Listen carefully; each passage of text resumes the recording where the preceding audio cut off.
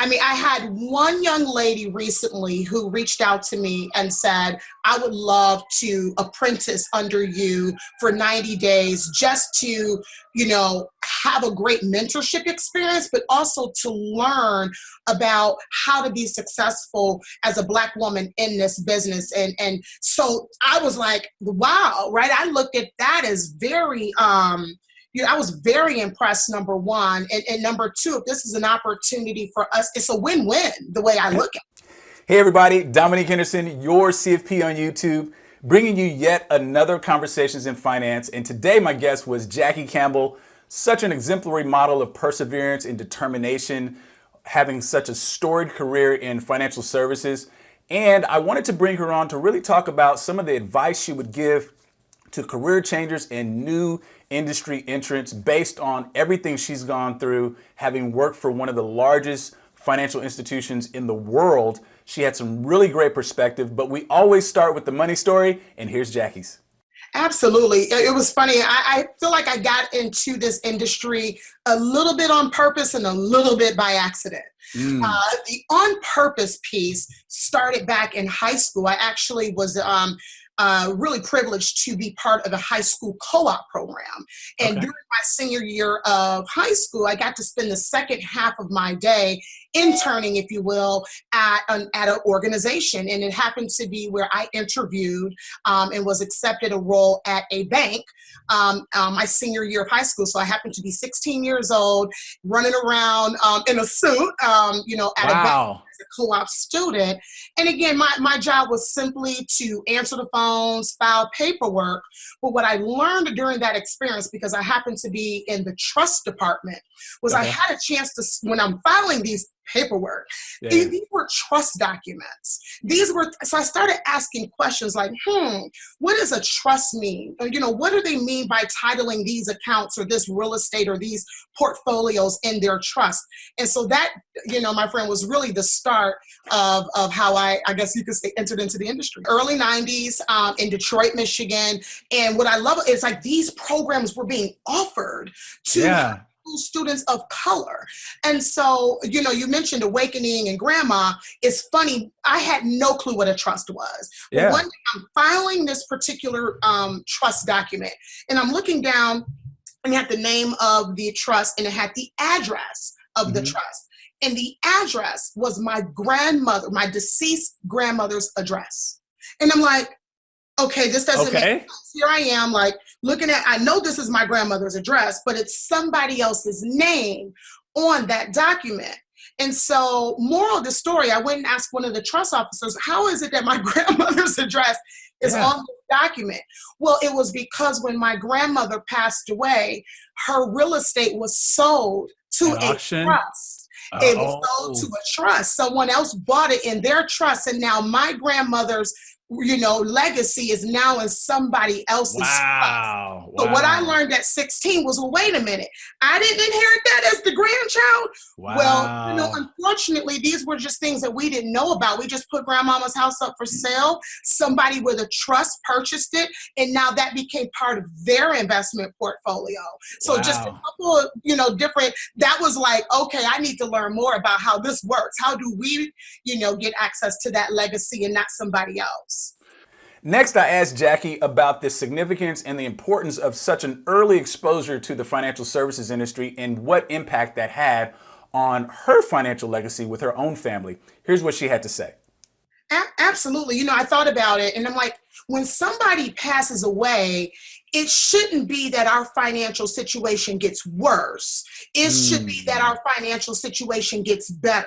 Many of us who have followed magazines like Black Enterprise and others, there's declarations that we make, and we talk about, being, providing an inheritance to our children's children. And when we understand and unpack what that means, it's, we all know that our, day will come where we'll transition to greater, as I like to say it. During that transition, I always tease my family. I say I'm worth more dead than alive, because I've set it up so that upon my passing, my family should not be in a different or difficult or worse finance. It's already going to be bad enough that I'm gone, my income is gone, etc.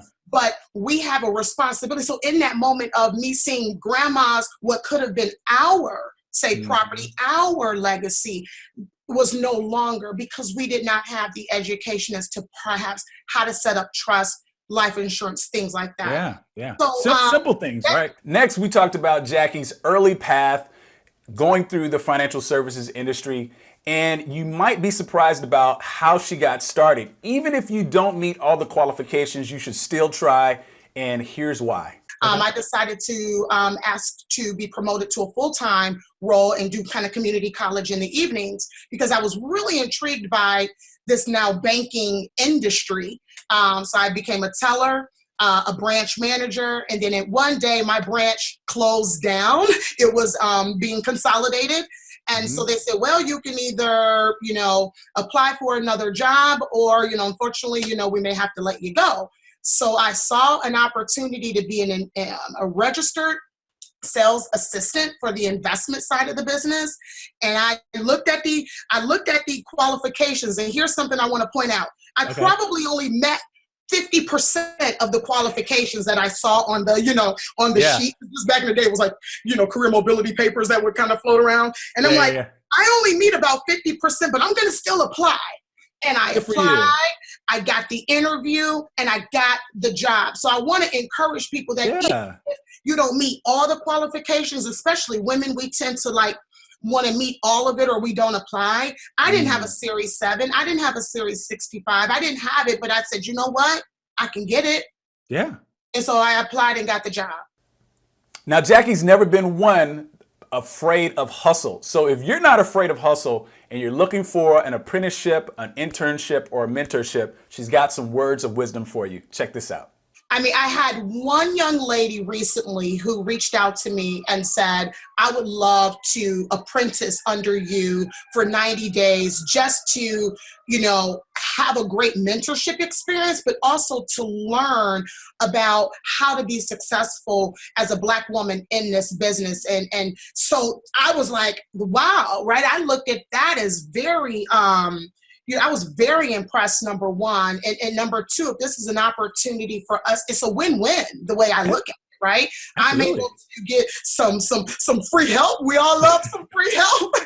Yeah. And at the same time, I'm able to pour into a young sister of color and show her as much as I can within that period of time. I mean, it's something that we need to do more of, absolutely.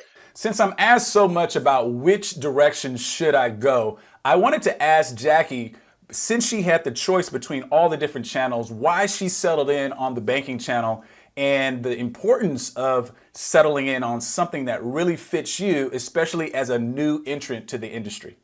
I did shop around to, look at different wirehouses, independent shops, etc. But, Bank One at the time to me just felt like the right fit because, I didn't come from money. So I didn't have a family of rich people to go to and a network. A network for their wealth. I was living at the time on the south side of Chicago in Chatham. So, I didn't have like a bunch of neighbors with a whole lot of money. So, I had to go where I had a natural market.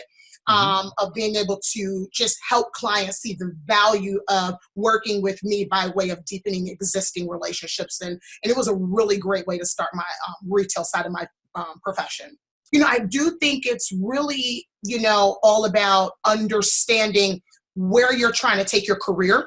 You know what I mean? Like really having that real self-assessment of, all right, how do I want to build my career? And then if I'm in this business long term, which is fill in the blank, 10, 15, 20 years plus, where's the best place for me to build and sustain a very successful practice?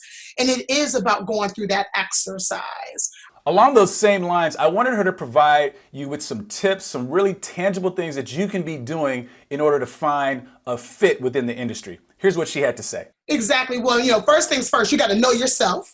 And when I say that, you got to know, can you operate independently or do you need structure? Where are you most successful? Some people need to know that they have to show up at an office every day at 8 o'clock, be held accountable to a team, to a manager, really get their check the boxes done and then leave at 5 o'clock. And for some people, that type of structure and discipline has awarded them a really successful practice. Others, they're more successful being more fluid. maybe working virtually, like you and I, right? Yeah. And that's where they get their creative juices, and that's where they're able to thrive. So it is really about knowing yourself, because say one program like the bank program is going to be more of that structured kind of platform that we just described, where your independent program is going to be maybe a little bit more fluid. So you gotta know like where you feel like you operate and vibe the most.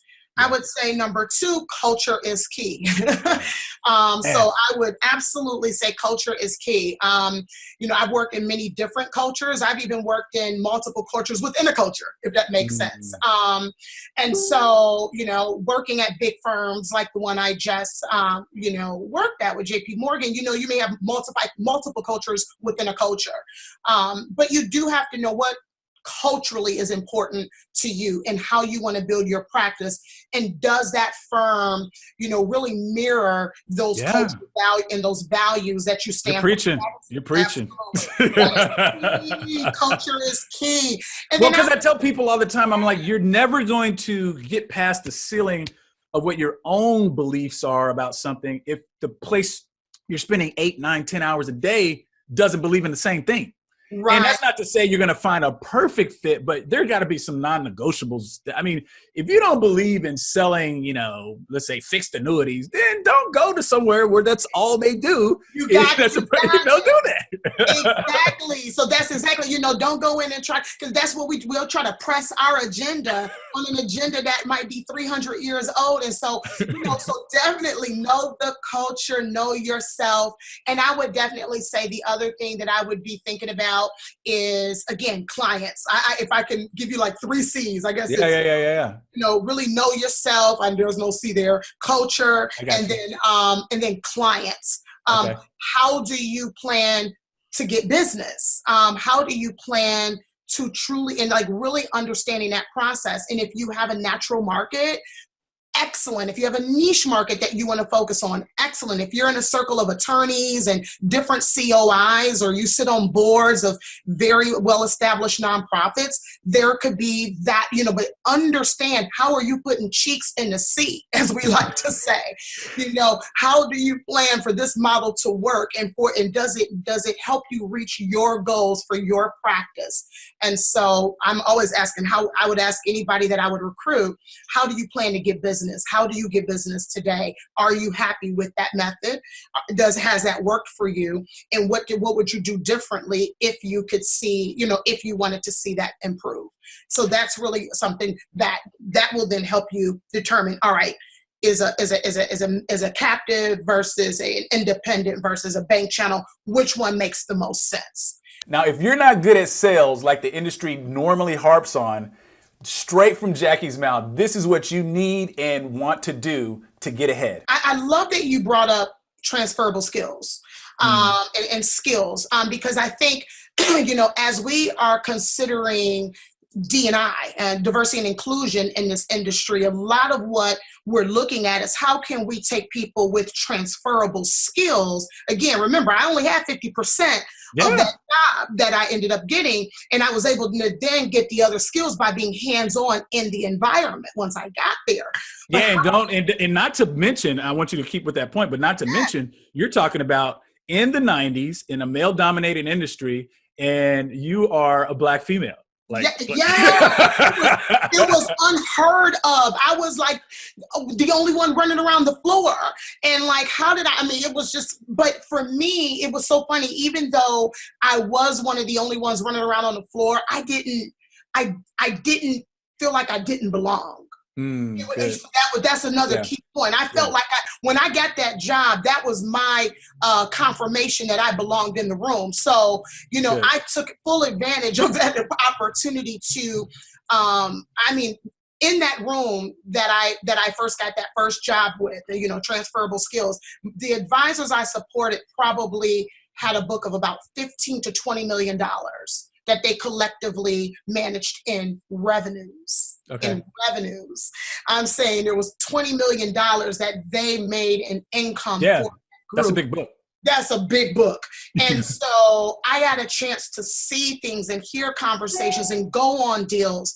But I took it, I never missed an opportunity to sit on a client call to understand how they were getting from, this client who might have, X number of millions at a competitor, and how they got that client to see value and bringing that relationship to them. So to your point, it is about you, right? The client ultimately trusts the brand, but they ultimately are trusting you with that. So I got a chance to see the different personality styles and mixes and how to work with certain clients, whether it be business owners or, some of our senior clients that needed to focus on estate transfer. So it's just soak it in. I think that was the biggest piece is we all have the transferable skills. I have a lot of conversations with people that are uncomfortable with the word sales when it comes to financial services. But I love the definition that Jackie gives of sales. Check this out. I almost want to say we're not really selling anything. We're providing a solution. Typically, customers come to us because they might have either a goal or a problem in their financial situation. Right? They either have a goal that they want to reach or a problem. And we're there to help solve that problem. We're there to produce a plan that says, all right, based on your goals, dreams, and priorities, Dominique, we want to make sure that we keep you on track or get you on track. That typically means one of a few things. We either need to save more money, reduce our expenses, enhance our investment portfolio, or put our goals off a little bit longer. That's typically what it means. But in order for us to do that, we need to be able to work together. And part of working together is me being able to look at solutions, right? Different products and solutions to help make sure that you can reach those goals so we can hit those concerns. So I try to tell my young adults that worry about it being salesy, you're solving problems. You are a solution to the problem, as T.D. Jakes would say. Now, as you can imagine, she's very busy. But she does have time to field calls from career changers asking about advice about how to get into the industry, mentorship possibilities. And this is how one of those calls usually goes. I get a lot of career changers that approach me that are mid-career and, might want to do this as either their final destination, if you will, or, whatever that might be. So my advice is, I always ask them why do they want to do this, right? I want to know the why first, right? If you're money motivated, you're in the wrong career. Right? Because I promise you, our industry, we already know is already plagued with bad apples who got into the industry for the wrong reason. And this is a very, very, this field requires a lot of trust. And a lot of trust. I mean, you cannot be successful in this career if you don't have the trust of the person who is handing you over their wallet and saying, I'm trusting you to help me get to that destination. So I always ask them why they're doing it. And then depending on that answer, I either end the conversation, tell them to go back, come back to me later when they get it figured out, or all right, so I see that you're doing this for the right reasons. Then I say, okay, like at the end of the day, we talk about the various types of ways that they can enter in. Do they want to go the insurance route, the financial planning route, the wealth, the asset management route. So once we figure out which route is most suitable for them, I'm like, my girlfriends call me the divine connector. I start picking up the phone and I'm like, all right, if I see somebody, if I know you want to do asset management, I'm calling my buddies over in the private bank and I'm getting you an interview so you can start having exploratory conversations. If I see that you want to go to CFP route, I'm calling my host of CFP friends and I'm saying, hey, talk to them about that process so that you can have some mentors. So I'm already starting to set up this person with a team of mentors because if they're ready, we want to make sure that out the gate, they are supported because many of us didn't have that support. We were kind of on that island by ourselves. So if that person is coming to me saying, I want to enter into the wonderful field of finance, this is why we have you, me, Quad A, other organizations to be able to surround them with support so they are successful out the gate. Now, Jackie just left a position at JP Morgan Chase where she was in some very high-level conversations about diversity, equity, and inclusion. And what I wanted her to tell us, having had a seat at the table, is how are firms like JP Morgan dealing with this problem of diversity, equity, and inclusion in today's financial services industry? What are they doing about recruitment and what are they doing about retention? Here's what she had to say. Yeah, no, I think the biggest thing is recognizing that we do have a real opportunity in the industry to increase the number of diversity, minorities, Blacks in the wealth management business. So it's one thing to really say we looked at the numbers and we see a glaring opportunity to increase representation in this very important field. And just pause. Yeah. Why are banks? Because I agree with you. Why are banks having that aha moment now? It seems, and when I say now, in the last 5 to 7 years. And then again, I'll say, in my opinion, as an expert in this space, what we did was we did a lot of studies, and one of the studies that I did actually personally was we went back to the financial crisis. Okay. That took place 08, 09, like that period of time. That period of time really, put a lot of people sort of out of business. I managed, areas like the South Side of Chicago, in, Detroit proper. And because how the business was impacted during that time, and, maybe type of solutions that were available are no longer available today. And as I mentioned earlier, some of these areas were going more upstream with the type of client that can get access to an advisor. So that shifted a lot of people of color, if you will, that might have been in some of those areas working with some of those clients. It may have shifted them out of the business. So now it's about going back and figuring out how to re-recruit that amazing talent. Because we did go through a major crisis that, really took a dip of financial professionals, period, of coming, Think about it. If I was a parent back then telling my kid to go to school, it would not have been to go to the financial services industry, because it looked scary. I'm going to tell them go into engineering or STEM or science, but definitely the financial services industry was not necessarily what our culture was pushing. So we lost that really beautiful pool of talent. So now it's about saying this is a career of choice, and how do we continue to market that to our young professionals? I like to say, one of the things I used to say at my previous firm was we got to definitely deal with the interior, the core, before we can really attract, the exterior. It's almost like you attract who you are, right? Sure. And so we have to deal with the inside, that retention piece. The internal organization needs to be very healthy. And what I mean by healthy is having programs for individuals to grow their practice, to make sure that they are being supported with resources so that their practice is growing at the same clip as their colleagues, right? Being able to produce different products that allow them to remain competitive and still be able to make a very good living. Being able to include them in certain events and conferences so that they get exposure, so that they can have more opportunities for more clients to see them as an advisor of choice. So those are things that, in my opinion, firms need to be very focused on as it relates to retaining key employees. I had such a good time with Jackie on this one. If you want to see more of these conversations in finance, make sure you check out this video right here. If you enjoyed this one, please like it, subscribe to the channel. Would love to hear what you think. Leave a comment down below. If you want to connect with Jackie, I have her links to social media down below also in the show notes. We'll talk to you later. Bye-bye for now.